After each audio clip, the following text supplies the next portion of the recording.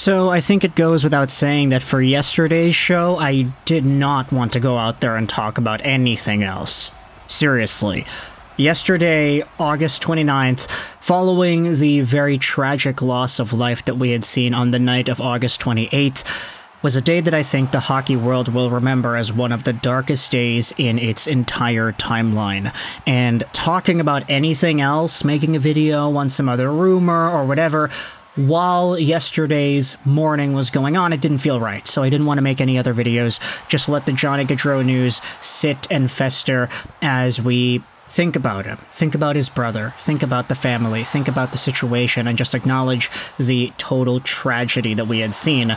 So if anybody was expecting any other videos yesterday, oh, you only made one video yesterday, I apologize for that. We could not have made any other videos after that terrible, terrible news. Today, though, I wanted to try to get back into the groove of things, wanted to try just kind of easing back into the content because, of course, there still are other stories that I want to talk about and things that I think we can go out there and discuss. Maybe just yesterday was not the right time to discuss them. So, we've got the holiday weekend, we've got some comments made by different people around the NHL world that I did think were interesting enough to talk about, so I wanted to explore some of these in today's show. Today's topic goes over the newest Montreal Canadiens trade acquiree, a guy that a lot of people were speculating could have been traded to Montreal, and who inevitably was. Of course, we are talking today about Patrik Laine, because when it comes to the scoops, when it comes to the timeline, when it comes to all the things we had heard about him heading into the trade to the Canadiens, it was kind of a mixed bag. We didn't know where he would get traded to, but we did know that he probably would get traded. We knew that he wanted out, and we knew that the Blue Jackets at some point in their timeline were itching to push him out. It was a very strange situation, all things considered, but once Patrik Laine got linked to different teams like Montreal, that is when the Habs hype train started up in full force. He ended up getting traded to the Montreal Canadiens, and now he's in a spot where, after coming out of the NHL's Players Assistance Program, presumably as healthy as he could be, this could very well be a comeback, breakout season for the upcoming Finn, and if it's with a Montreal Canadiens team that boasts the likes of Slafkovsky, Doc, Caulfield, Suzuki, and a few other dudes, it could be the start of something very special, not just for the team, the Montreal Canadiens, but for Laine himself. However, before he got traded to the Montreal Canadiens, we had ourselves word that he actually rejected a trade to another organization. We didn't know where exactly this was, but the idea was floating around that Laine had to exercise his 10-team no-trade list in order to veto a move to some other organization. We didn't know what that team was until now. Because if we go over to a tweet made by CBJ Stats Guy, he goes out there and tweets about what Max Truman said on BPM Sports Talk Radio in Montreal. This was from 2 days ago, and Max Truman went out there and said this, that former Columbus Blue Jacket Patrik Laine denied a trade offer before being traded to the Habs. The alleged trade was to the Flyers, 1-for-1, for former Blue Jacket Ryan Johansen.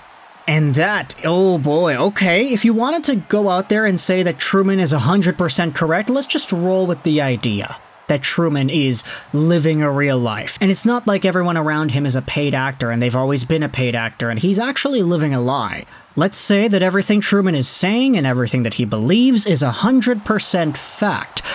Well, if that was the case, then this entire Patrik Laine thing just got a lot more interesting.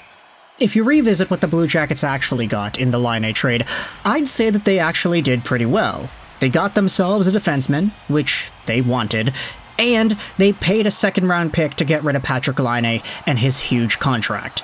But when you think about the trade which would have sent Laine to Philadelphia, I mean, look, Ryan Johansen coming back as the return? That's crazy. Mostly because Philadelphia had Ryan Johansen in a really difficult spot, and they inevitably terminated his contract. This is the status on Ryan Johansen. His contract was pretty big with the Flyers. He was making $8 million a year till the end of 2025, and unfortunately, with all the injury problems stacking up on themselves, plus a decline in overall performance, Ryan Johansen didn't even play a game with the Philadelphia Flyers in this most recent season, and only had 23 points with the Colorado Avalanche to open the year up as well.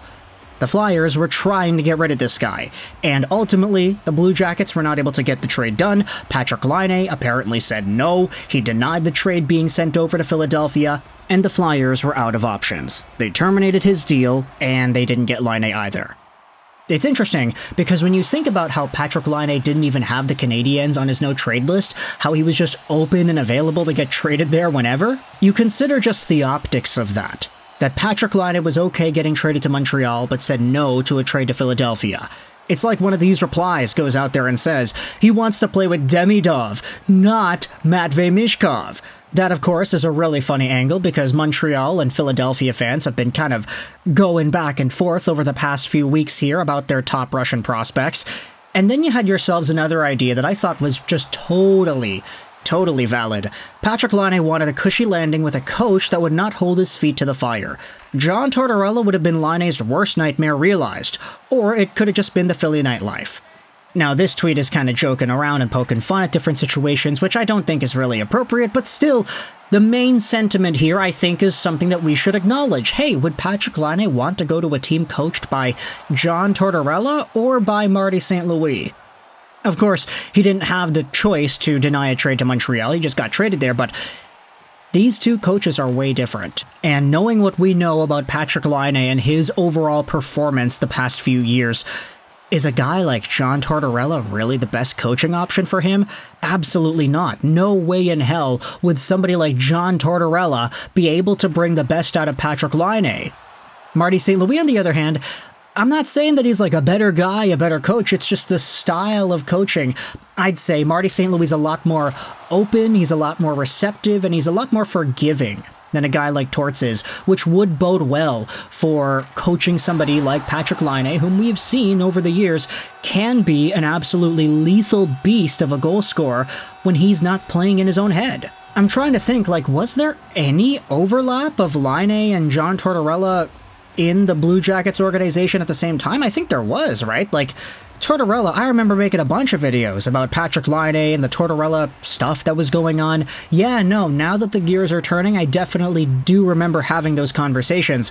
But with that relationship and with Laine's career in Columbus going the way that it did, you could totally understand why, if he was presented with the idea, hey, Laine, get traded to Philadelphia, we'll take on Ryan Johansen, we'll play him, and you can play for Tortorella.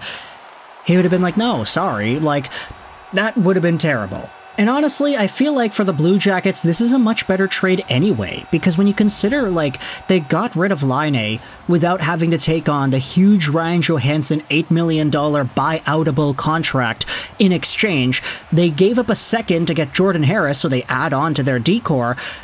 Everybody wins, really.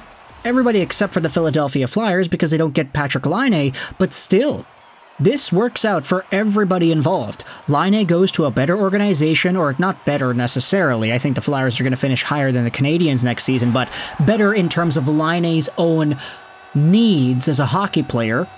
He's getting an opportunity in a team that is really going to give it to him, and a fan base that absolutely loves him already. The Blue Jackets are getting better because they're getting rid of the contract, and they got a useful defenseman instead of getting Ryan Johansen, who wasn't really all too great anymore. And what? Johansen got his contract terminated? Doing whatever now? Patrik Laine is a good enough player to stick around in Montreal? I think everybody's happy, right? Unless, of course, you really wanted to just see a Ryan Johansen reunion with the Columbus Blue Jackets, although realistically, with the way his career has gone the past few years, I can understand if anybody was passing on that notion. Either way, though, let me know your thoughts in the comments section below about Patrik Laine and the rejected trade to Philadelphia. What are your thoughts on how this all went down? And how do you feel about the potential ramifications as to this situation? If you're a Philadelphia Flyers fan, how much would you have wanted to see Laine suiting up on your team? You talk about the replacement for Cutter Gauthier, style-wise and role-wise, maybe Laine could have been that guy. Who really knows? Let me know your thoughts in the comment section below. I hope you enjoyed this Vishas Rolls 99, and bye.